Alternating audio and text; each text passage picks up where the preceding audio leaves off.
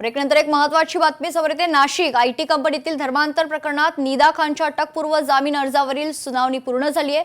Nashik road न्यायालयाने अंतरिम अटकपूर्व जामिनासाठीचा निकाल राखून ठेवलाय। 2 मेला नाशिक रोड न्यायालय खरं तर अंतरिम निकाल देणारे अटकपूर्व जामिनावर निकाल देणार असल्याची माहिती आहे। आरोपी निदा खानवर अटकेची टांगती तलवार अजूनही कायम आहे। गरोदरपणाचं कारण पुढे करत अंतरिम अटकपूर्व जामिनासाठी निदानं अर्ज केला होता। धर्मपरिवर्तन करण्यासाठी काय काय प्रयत्न केले गेले, त्या प्रयत्नांमध्ये भीती दबाव कसा होता, तिच्या कुटुंबियांना याबाबत कशी भीती दाखवण्यात आली व त्यांच्यावर कसा दबाव टाकण्यात आला याबद्दलचा साक्षीदारांचे जबाब कोर्टासमोर मांडण्यात आले, ते वाचून दाखवण्यात आले।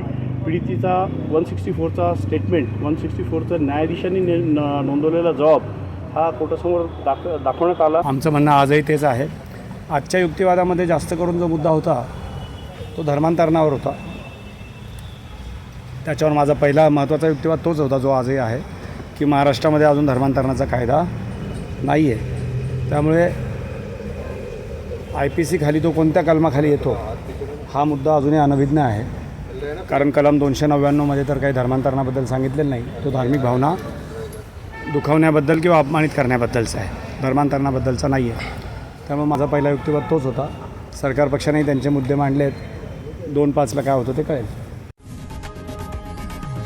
लोकशाही मराठी ऐका, पहा, जागरूक रहा।